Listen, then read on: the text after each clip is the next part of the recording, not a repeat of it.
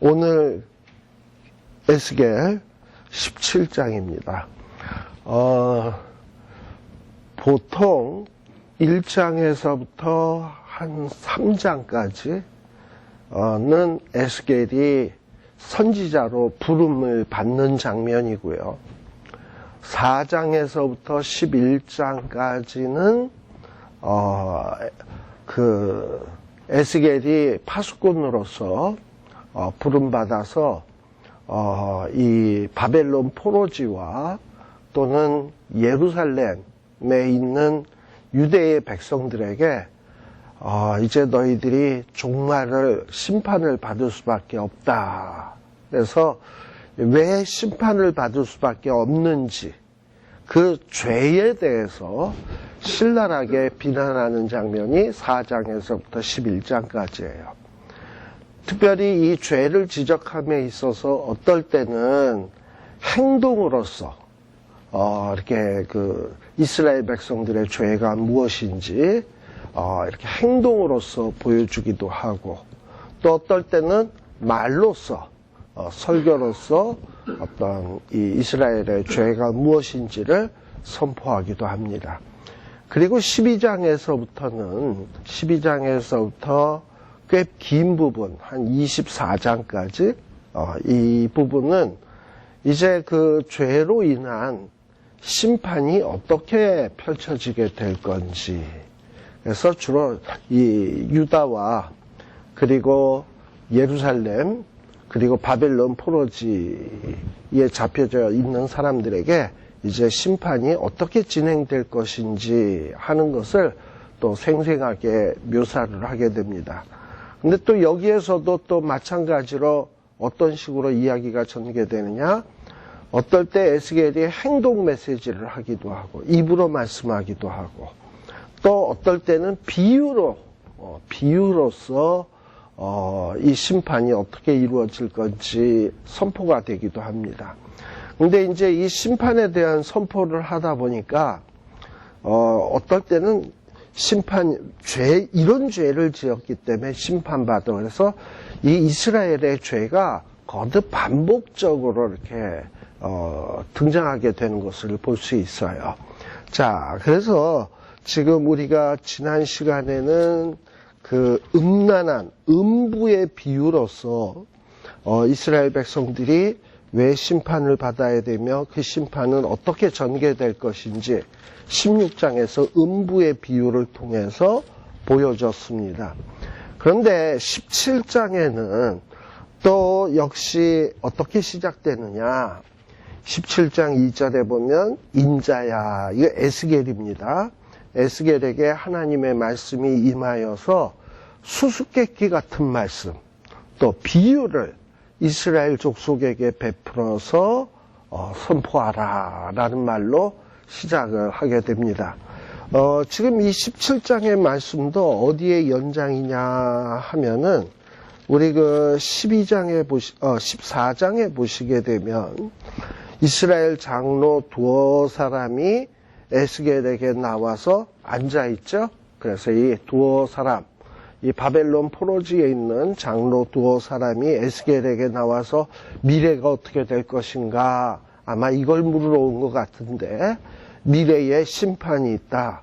왜 심판을 받을 수밖에 없냐? 죄 때문이다. 뭐 이런 걸 설명하는 내용이 14장서부터 계속 이어지는데, 바로 이 17장도 그 장로님들과 대화 가운데서 이루어지는 것이 아니겠나 싶어요. 여호와의 말씀이 그 장로님들과 함께 있는데 하나님의 말씀이 임하여서 이번에는 또 뭘로 말씀을 외치냐?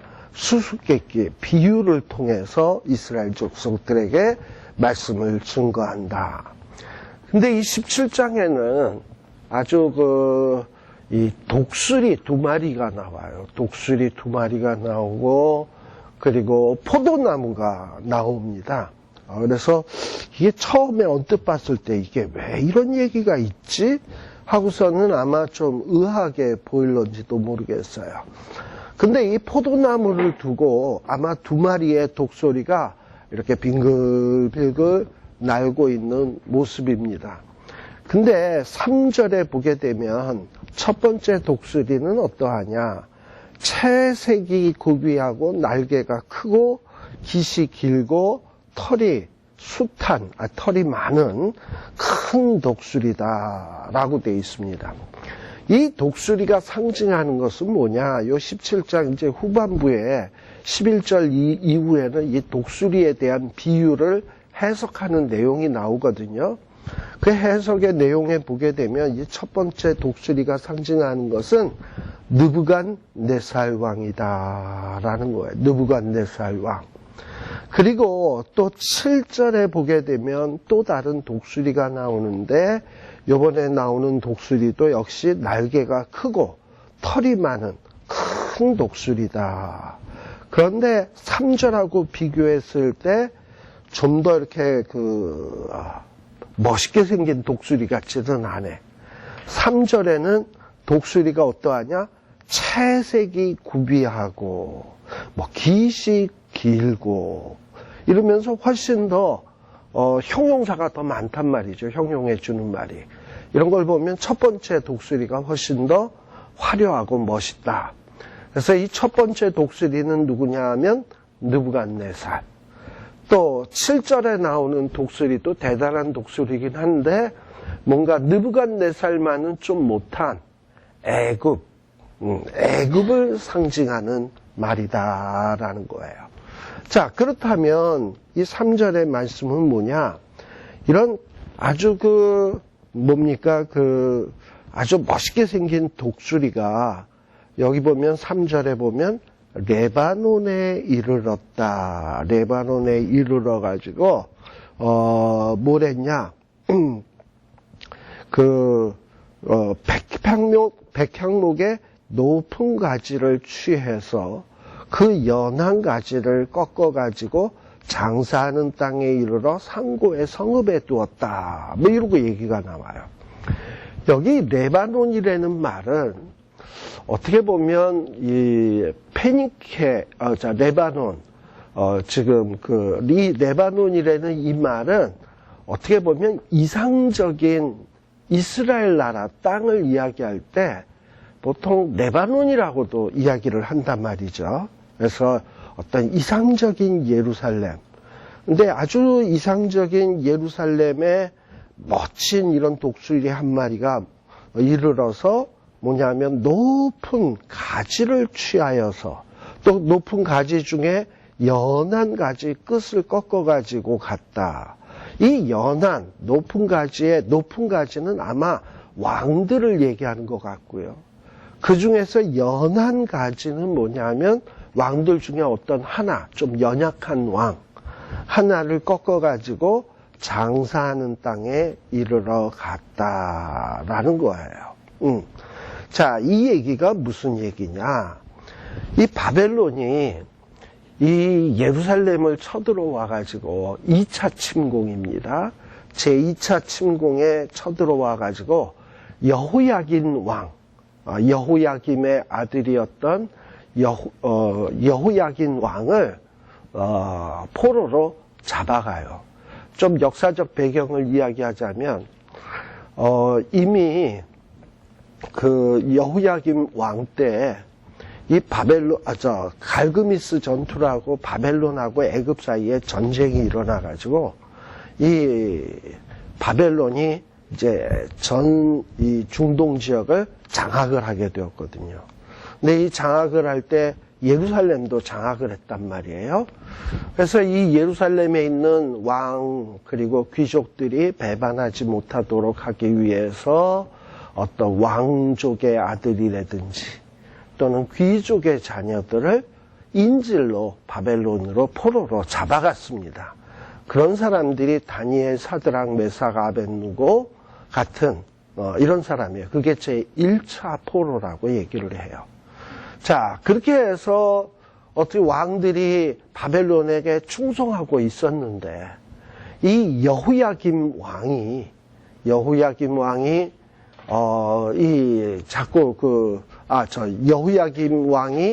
이제 바벨론에게 반기를 들어가지고 또 쳐들어와 가지고 어떻게 했느냐? 왕을 죽여버리고 여호야긴 왕을 죽여버리고 이 여호야긴이 왕이 됐을 거 아니에요, 그 아들. 근데 이 아들이 3개월 동안 통치를 했는데 3개월 통치를 하면서 자꾸 틈만 나면 애굽 편을 들라고 그런단 말이야. 그래서 요거 안 되겠다 해가지고 여호야긴을 붙잡아가지고 또 바벨론으로 잡아가요. 그래서 요 3개월밖에 안 된 이 여호야긴을 바벨론 포로로 잡아갔다라고 하는 것이 뭐냐? 여기에 보면 연한 가지 끝을 꺾어가지고 장사하는 땅에 이르러서, 그러니까 바벨론 지역에 끌고 가서 성읍에다 두었다.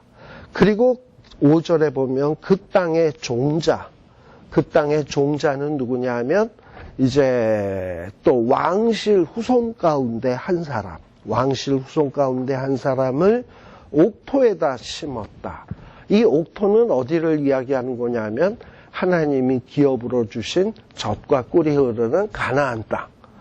그래서 이 여호야긴을 바벨론 포로로 잡아갔으니까 왕이 없을 거 아니에요? 근데 이 왕 대신에 여호야긴 대신에 누구냐면 시드기야 또는 마따냐라고도 얘기하는데, 마따냐를 이 가나안 땅의 왕으로 삼았다라는 거예요. 자, 그러면 이 마따냐 시드기야는 어떤 바벨론에 의해서 왕이 된 꼭두각시 임금이면 이 바벨론에게 충성해야 되지 않습니까? 그런데 5절 6절에 보면 이 마따냐 시드기야가 점점 세력이 자라며 또 그 가지들이 펴지고 뭐 이러면서 굵은 가지, 가는 가지가 난 어떤 이런 튼실한 나무가 되니까 뭔가 이렇게 살만해지니까 그 가지가 어디를 향하였느냐? 독수리를 향하였고 그 뿌리는 독수리 아래에 있었더라. 그래서 이 바벨론의 지배를 받으면서 이렇게 지냈는데 그런데 7절에 보게 되면 두 번째 독수리 한 마리가 있는데 이 옥토에 심은 종자가 포도나무가 됐죠. 이 포도나무가 이 첫 번째 독수리에게 충성을 하는 게 아니라 두 번째 독수리에게 물을 받으려고 신긴 두둑에서 이 두 번째 독수리를 향하여 뿌리가 바라고 가지가 퍼졌다라고 돼 있어요. 그러니까 첫 번째 독수리를 배반하고 두 번째 독수리를 의지하기 시작했다라는 거예요. 그러니까 이 시드기야가 바벨론 왕에 의해서 왕이 되어졌는데 바벨론 왕에게 충성하는 게 아니라 좀 세월이 지나니까 내가 바벨론으로부터 독립을 해서 뭔가 우리 자체적인 나라를 이루어야 되겠다. 뭐 이런 생각을 하고서는 이 애굽에 독립을 하기 위해서 애굽의 도움을 얻기 시작을 했다라는 거예요. 자, 그런데 8절에 보면 이 포도나무를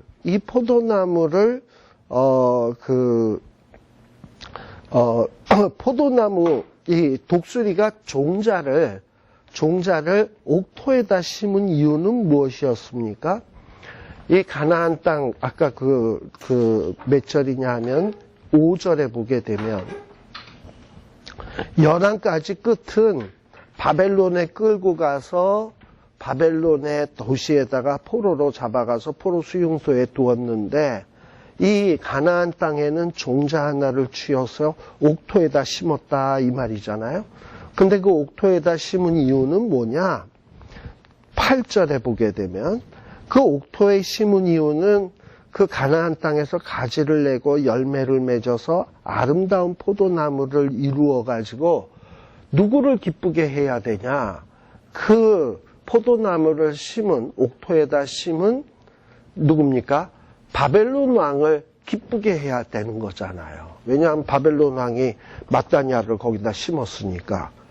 그런데 이 마따냐 시드기야가 바벨론 왕을 기쁘게 하기는커녕 애굽에 있는 바로에게 뭔가 도움을 자꾸 얻으려고 한다 이 말이에요.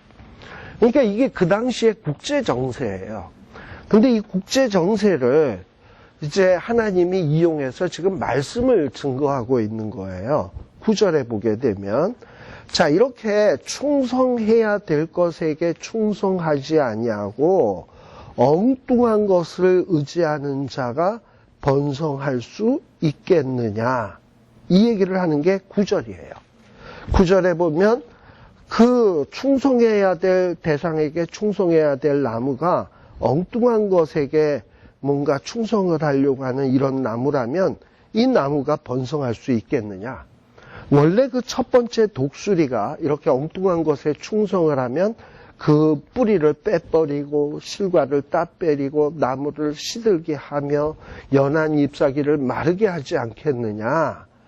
그리고 많은 백성을 동원해서 강한 팔을 동원해서 그 뿌리를 뽑지 않아도 쉽게 뽑을 수 있지 않겠느냐. 그리고 그것이 비록 옥토에 심겼지만 충성해야 될 것에 충성하지 아니하고 엉뚱한 것을 섬겼으니 어떻게 되냐? 동풍이 부딪힐 때에 아주 메마르지 않겠느냐. 그 두둑에서 마르지 않겠느냐. 뭐 지금 이 얘기를 하는 겁니다. 그리고서는 11절 이하에 보면 비유에 대한 해석이 나와요. 12절에 보면 뭐라고 되냐? 이 패역한 족속아, 내가 지금 이 시국을 이용해서 큰 독수리 2마리와 포도를 통해서 너희에게 비유를 얘기해 주니까 이걸 너 깨닫지 못하느냐 바보같이? 이러면서 그 비유의 내용을 설명하기를 뭐냐? 바벨론 왕, 큰 독수리, 첫 번째 독수리죠. 바벨론 왕 첫 번째 독수리가 이 레바논, 이상적인 예루살렘이라 그랬죠. 이상적인 예루살렘에 이르러서 연한 가지를 뽑아갔다 그랬죠. 왕과 방백을 잡아다가 그 상고의 도시들에게 두었다 그랬잖아요. 바벨론 자기에게로 끌고 갔다. 그 다음에 종자 하나를 옥토에다 심었다 하지 않았습니까? 13절에 보면 왕족 중 하나를 택하여 언약을 세우고 그런 맹세케 하고 그 땅에 남은 자들을 옮겨갔다. 그래서 이 왕족 중 하나를 택해서 시드기야를 택해서 왕을 세웠는데 이 왕이 바벨론에게 충성하는 게 아니라 엉뚱한 것을 충성한단 말이죠. 애굽에게 충성한단 말이죠. 이 여호야긴이 저 시드기야가 든든하게 설려면 어떻게 해야 됩니까? 바벨론의 앞에서 까불지 말고 14절 나라를 낮추어서 스스로 막 내가 설 수 있다 이렇게 얘기하지 않냐고 난 당신의 도움으로 삽니다 하고 겸손하게 낮추어서 바벨론을 의지해야 그리고 바벨론과 맺은 언약을 지켜야 능히 똑바로 설 수 있는 것 아니겠습니까? 그런데 15절에 보면 이렇게 시드기야가 바벨론을 섬겨야 되는데 섬기지는 아니하고 어떤 짓거리를 했냐 15절에 사자를 애굽 두 번째 독수리에게 보내서 애굽에게 말과 군대를 구함으로 첫 번째 독수리였던 바벨론 왕을 배반했다. 이렇게 나라의 관계에 있어서도 충성해야 될 대상에게 충성하지 아니하고 이렇게 배반을 하게 되면 형통할 수 있겠느냐라는 말이에요. 15절에 보면 형통할 수 있겠느냐. 이런 일을 행한 자가 피하겠느냐. 그러니까 첫 번째 독수리 바벨론이 벌 주는 것을 피할 수 있겠느냐. 바벨론과 맺었던 언약을 배반하고서 피할 수 있겠느냐. 도저히 없다 이 말이죠. 16절에도 보세요. 이 바벨론 왕이 그를 종자 시드기야를 왕으로 세웠는데 이 시드기야가 바벨론 왕과의 맹세를 업신여겨서 이렇게 바벨론 왕과의 언약을 배반했으니 이 자는 어떻게 되냐? 바벨론에 붙들려 갔다가 거기에서 죽임을 당할 수밖에 없을 것이다.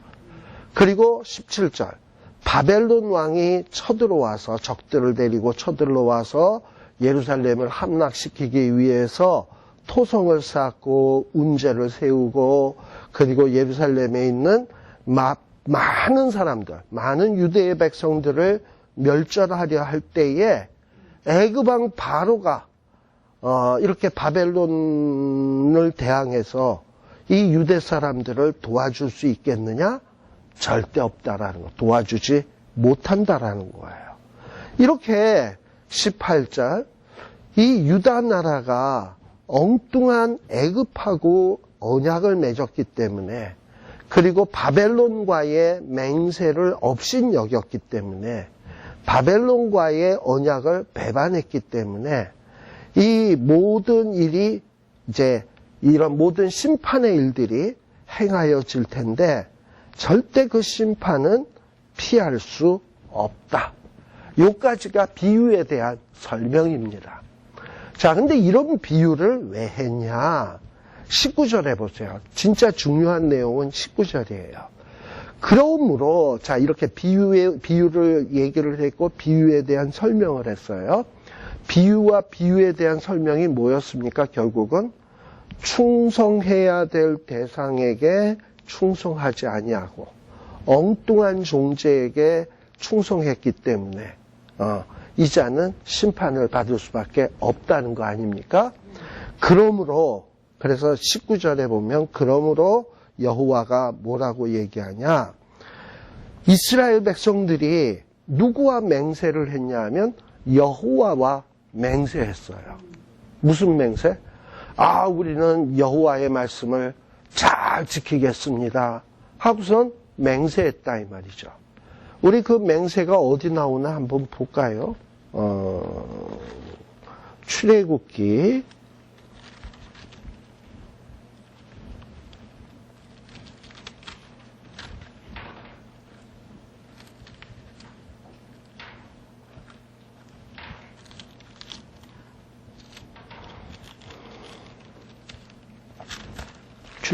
23장 한번 봅시다.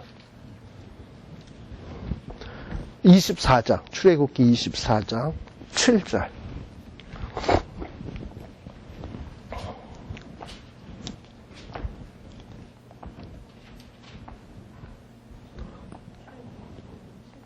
(24장) 7절에 보시게 되면 요 배경은 어떠냐? 모세가 이스라엘 백성들을 출애굽을 시켜가지고 시내산에 도착해서 십계명을 받고 또 십계명뿐만 아니라 다른 어떤 이런 여러 가지 생활에 관계된 하나님의 율법을 받습니다. 그게 21장, 22장, 23장의 내용이에요. 그래서 그 모든 받은 율법들을 모세가 받아가지고 기록해가지고 이스라엘 백성들에게 낭독을 하는 거예요. 하나님, 너희들이 하나님의 백성이면 앞으로 너희는 이렇게 살아야 돼. 이게 하나님의 명령이야. 하고서는 모세가 낭독을 한 겁니다. 그게 바로 24장 7절이죠. 언약서를 가져. 이 언약서라는 게 뭡니까? 나는 너의 하나님. 너는 나의 백성. 언제부터? 이제부터. 그리고 이렇게 나는 너의 하나님, 너는 나의 백성이니까 이제 너는 하나님의 백성답게 어떻게 살아야 되냐면 이렇게 살아야 돼. 그래서 이렇게 살아야 되는 내용들을 지금 쭉 읽어준 거예요. 그래서 이 언약서를 가져 백성에게 낭독하여 들림에 그들이 가로되, 그들이 누구예요? 백성들이 뭐라고 얘기하고 있습니까? 여호와의 모든 말씀을 우리가 뭐하리이다? 준행하리이다. 그러니까 약속 지키겠습니다. 하나님이 명령한 거 다 순종하겠습니다. 라고 얘기한 거예요. 그랬더니 8절에 모세가 뭐 했다? 이 피를 가지고 피를 취해서 백성에게 뿌렸다. 그리고 이 피를 뭐라고 얘기하냐? 너희와 세운 언약의 피다 하고 피를 뿌렸어요. 우리가 보통 일본에 보면 일본의 그 갱단 야쿠자 같은데 얘네들이 보면 충성맹세 또는 뭐 동맹을 맺고 그리고서는 어떻게 합니까? 칼을 들어서 탁 해서 손을 싹 베고 그리고 앞에 있는 술잔에다가 피를 뚝뚝뚝뚝뚝 몇 병을 떨구고 그래서 이제 한쪽 왕초가 그렇게 해서 피를 떨구면 또 저쪽 왕초도 또 술잔에다 피를 뚝뚝뚝뚝 떨구고 그 다음에 치얼스하고 팍 하고 마시죠. 무슨 뜻입니까? 이제 너와 나는 피를 나눈 형제다라는 걸 서약하는 것 아니겠습니까? 근데 지금 모세는 뭐라 그러냐 하면 충성서약을 하고 피를 뿌린 거야. 왜 피를 뿌렸을까? 너희들이 이렇게 충성을 했는데 이제 앞으로 이 명령에 잘 순종하겠다고 약속을 했는데 만일에 이 약속을 어길 시는 어떻게 되냐? 너희들 이렇게 피 뿌리게 된다. 죽는다는 거예요. 그러니까 이게 어떤 죽음의 서약이야. 이게 살벌한 거예요. 그리고 또 이게 이런 서약이 언제만 있었냐? 여호수아서에서도 봐요. 이게 이제 이거는 모세 시대 때고 여호수아 때도 보면은 또 이런 충성 서약이 또 있는데요. 여호수아 거의 마지막 장 부분입니다. 20 몇 장이나 한번 봅시다.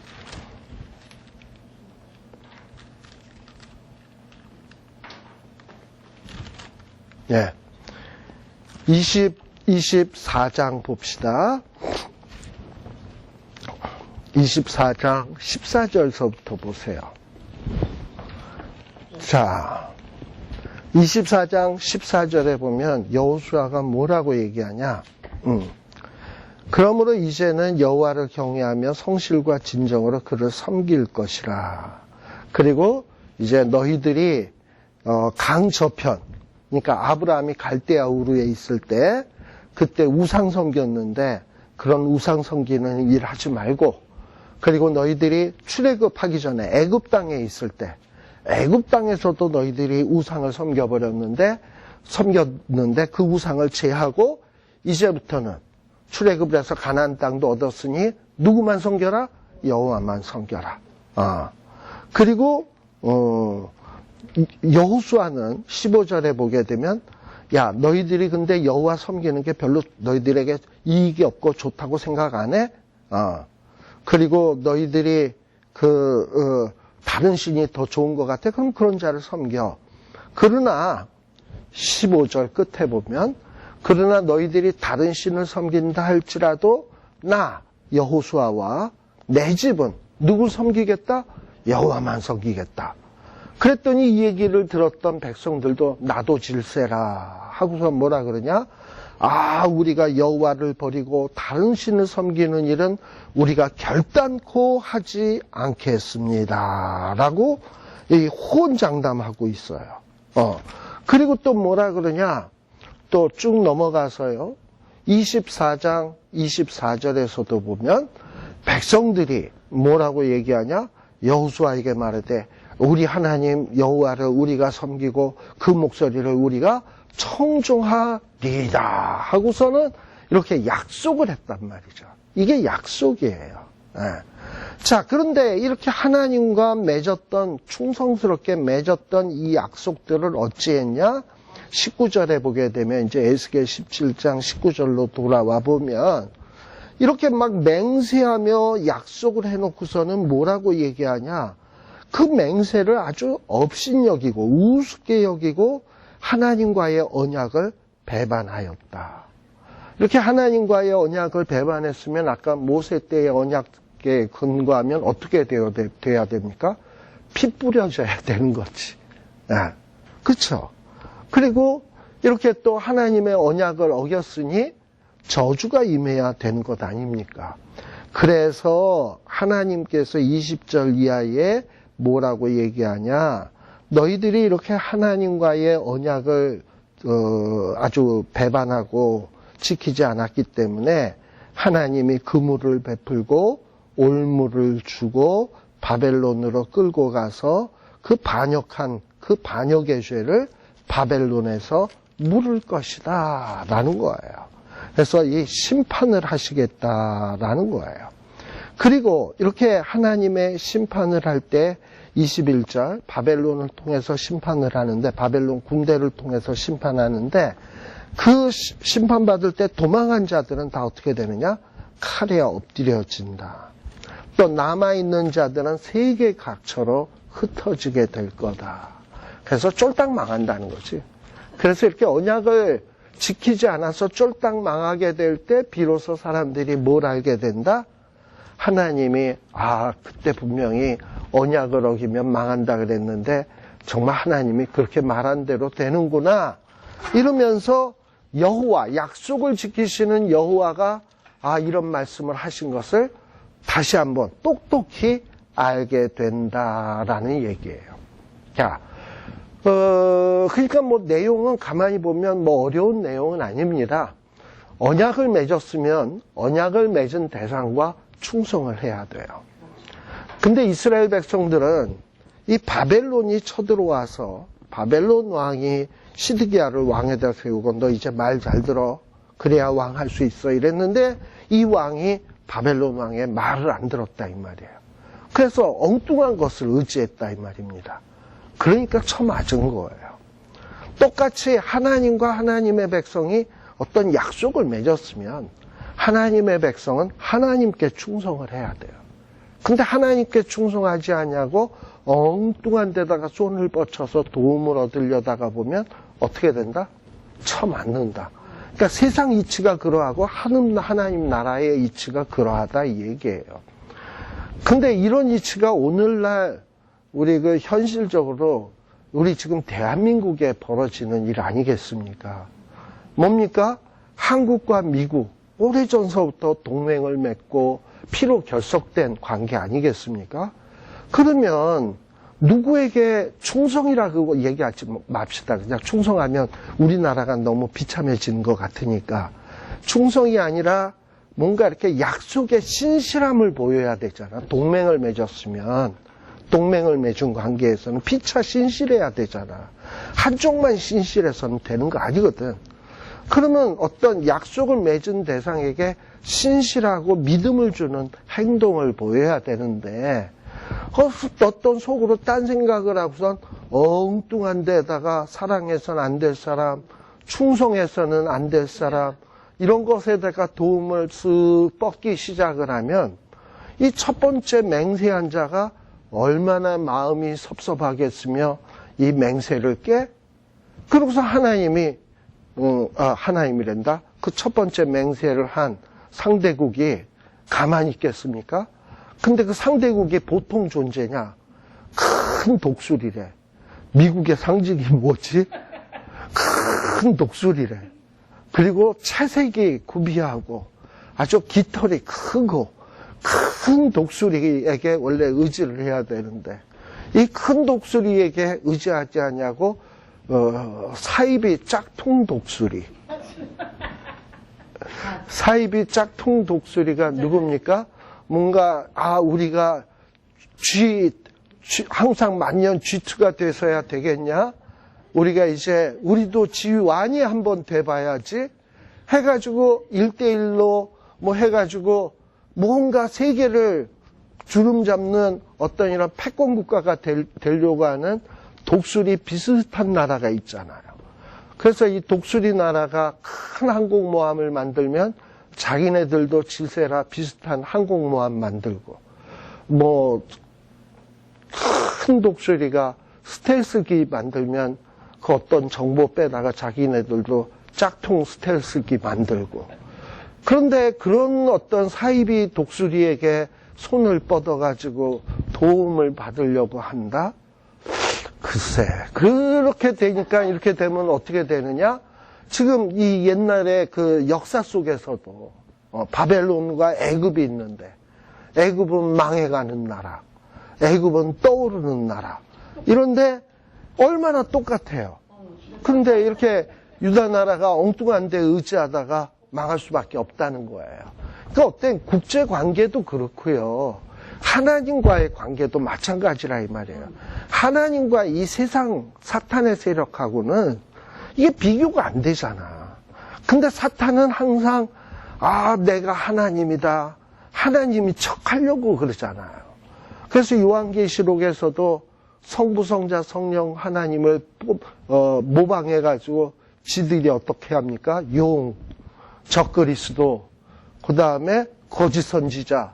그래가지고 사탄의 삼위일체. 뭐 이런 식으로 하나님 흉내내고. 그리고 하나님이 자기의 택한 자들에게 이마에 표를 주니까 자기네들도 뭔가 표를 좀 줘야 되겠다. 하나님 거 뽐따 가지고 짐승표를 주기 시작을 하고.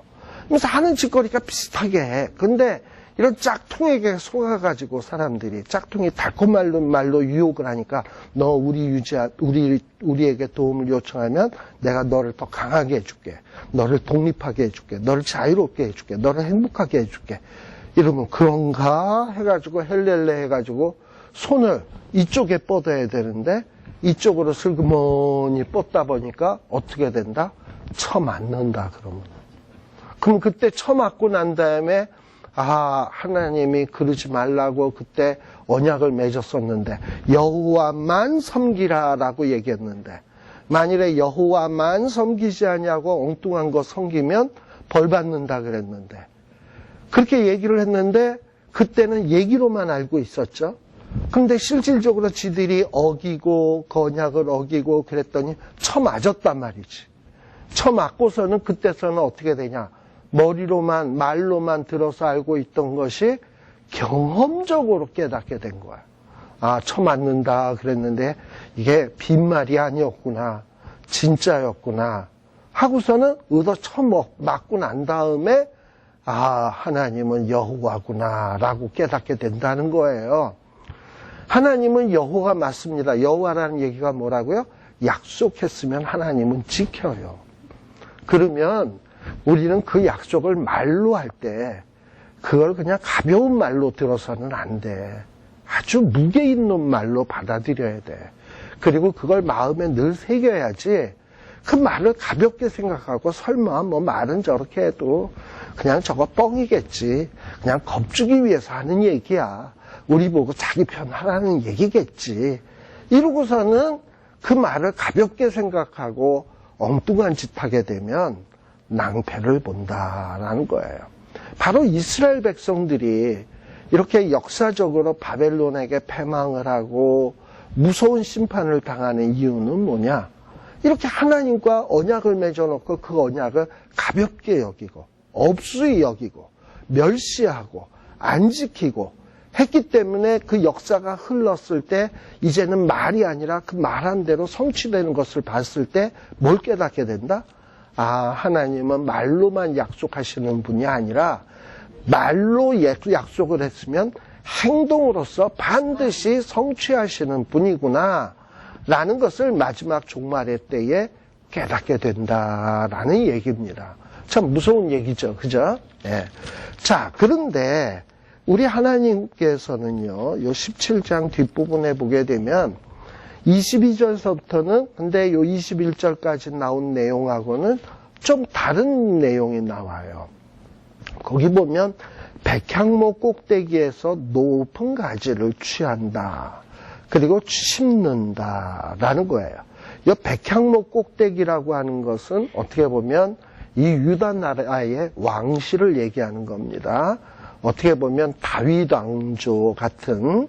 근데 그 다윗 왕조에서 한 가지, 높은 가지를 취해서 유다 지파의 그 다음에 이새의 아들 다윗을 택해서 그리고 그 다윗의 후손을 택해서 심겠다는 거지. 그게 뭐냐면 다윗의 자손 예수 그리스도를 메시아를 탄생시켜서 그분을 어디다 심냐? 22절에 보면 높은 빼어난 산에 심는다. 높은 빼어난 산이란 뭐냐? 우리가 성경에 보면 시온산, 시온산과 같은 이런 산에다가 심고 그리고 이스라엘 높은 산에다가 심게 되면 그 심은 메시아 그 가지가 무성하고 열매를 맺어서 아름다운 백향목을 이루게 될 것이고 그리고 각양새가 그 아래 깃들여서 그 가지 그늘 아래 거하게 될 거다라는 거예요. 즉 무슨 얘기냐? 이렇게 잠시 한 70년 동안 바벨론에게 멸망당해가지고 이스라엘 백성들이 포로 생활을 하게 되겠지만 이스라엘 백성들은 그렇게 포로가 되어서 영원히 쫄딱 망할 것으로 끝나지 않는다. 하나님이 어느 정도 징계한 다음에는 하나님이 또다시 그 다윗의 후손 가운데서 한 가지가 그 가지를 뽑아서 시온산에다가 심을 것이고, 그러면 이 메시아의 나라가 점점 자라서 백향목 나라같이 될 것이고, 그리고 그 나라가 자라서 가지가 무성하게 되면 각종 새와 짐승들이 거기에 깃들이게 될 것이다 라는 거예요. 우리 신약 성경에서도 우리 예수님이 천국에 관한 비유를 얘기하면서 이런 비유를 말씀하셨어요. 천국은 마치 뭐와 같다? 겨자씨와 같다. 이 겨자씨라고 하는 것은 지극히 작은 것이에요. 근데 그 작은 겨자씨를 심었더니 거기에서 싹이 나더니 막 자라더니 이 겨자씨지만 이건 나무를 크게 자라나 봐. 큰 나무가 되었다. 그래가지고 거기에 뭐가 왔다? 새들이 깃들이게 되었다라는 얘기로 어떤 하나님의 나라를 이 겨자씨 비유로 설명하게 되는 것을 보게 돼요. 바로 그 내용이나 겨자씨 비유에 나오는 내용이나 지금 여기 에스겔서에서 이야기하는 내용이 비슷하다라는 거예요. 하나님께서 이렇게 망해가는 다윗의 후손 같지만 그 안에서 그래도 백향목가지예요. 거기에서 한 가지를 뽑아서 어떻게 할 거다? 높은 시온산 위에 하나님이 심으실 것이다. 그러니까 우리가 언뜻 볼 때 이 메시아의 나라는 그 시작은 참으로 초라하고 별 볼 일이 없어 보여요. 세상에 비해서 너무 미약해 보인단 말이지. 그러나 우리가 진짜 의지하고 깃들여야 될 대상은 누구냐? 바로 메시아의 나라, 주님 편에 서야 된다라는 거예요. 자, 그러면 왜 갑자기 여기에서 뚱딴지 같은 갑자기 망한다는 얘기가 나오다가 왜 갑자기 회복의 얘기가 나오냐? 자, 그러니까 아까 이스라엘이 너네들 언약 안 지켜? 그럼 망해. 그리고 망하게 되면 여호와인 줄 알 거야. 그러니까 망하는 걸 통해서 뭘 확인한다는 겁니까? 하나님이 약속 지키는 여호와시구나라는 걸 알게 된다는 거죠. 뭘 통해서? 망하는 걸 통해서. 근데 또 요 얘기 끝나자마자 하나님은 또 무슨 얘기를 하냐면 회복의 얘기를 한단 말이죠. 자, 근데 이 회복의 얘기를 하는 것도, 이 회복의 얘기도 결국은 뭐냐? 하나님이 아브라함과 이삭과 야곱에게 일찍이 약속한 내용이 뭡니까? 창세기 15장에 보게 되면 아브라함은 하나님과 언약을 맺을 때 잠자고 있었어요. 근데 하나님은 언약을 맺으셨어요. 그리고 하나님은 그 언약의 증표로서 뭐냐? 우리 아까 언약을 맺고 나면 피 뿌린다 그랬잖아? 근데 그 창세기 15장에서는 그 언약식이 어떤 형태로 나타나느냐 하면 고기를 쪼개놓고 쪼갠 고기 사이로 지나가는 거야. 그런데 하나님은 횃불 모양으로 해서 지나갔는데 아브라함은 자느라고 안 지나갔어. 그러니까 지나간 사람은 도장 찍은 거니까 지켜야 돼. 아브라함은 안 지나갔으니까 안 지켜도 돼. 근데 하나님의 약속의 내용이 뭐냐면 아브라함에게 후손을 변성시켜 주겠다는 거예요. 그리고 하나님이 아브라함에게 땅 주시겠다는 거예요. 그리고 하나님이 아브라함하고 늘 함께 해주겠다는 게 이게 하나님의 약속이에요. 그리고 하나님이 그 약속을 맺어놓고 근데 너가 그 약속이 이루어지기 전에는 잠시 네가 좀 애굽에 가 있을 거다. 그리고 4대 만에 애굽에서 돌아올 거다.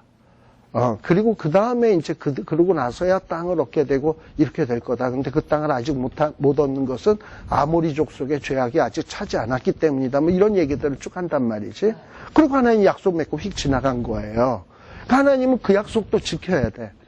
자, 그러니까 이스라엘 백성들이 언약을 어기면 망하게 하겠다, 진멸하겠다는 약속도 하나님은 지켜야 됩니다. 그러나 하나님은 또 뭐 또 지켜야 되냐?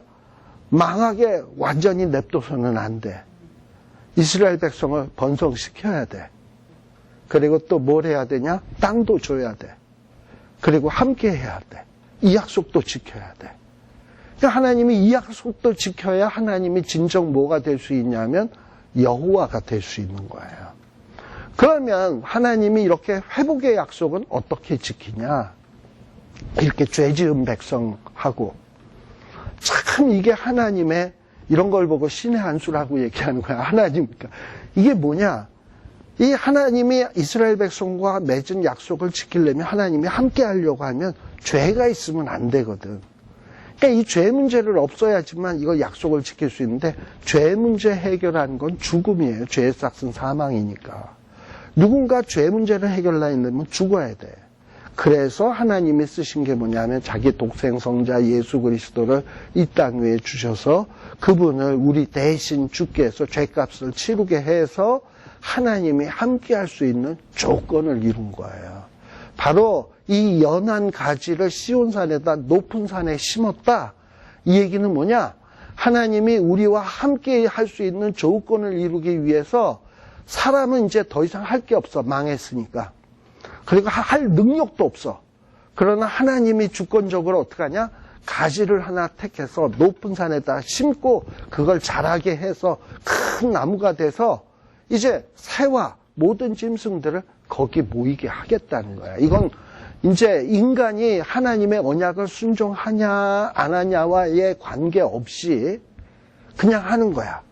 그렇게 해서 하는데 이제 이 언약, 이제 하나님이 맺을 언약은 옛 언약이 아니고 이제는 뭐냐? 새 언약이야. 새 언약이 되는 건 뭐냐? 옛 언약은 잘 순종하면 축복, 불순종하면 심판. 이게 일종의 옛 언약이야. 근데 새 언약은 뭔 줄 알아요? 새 언약은 뭐냐?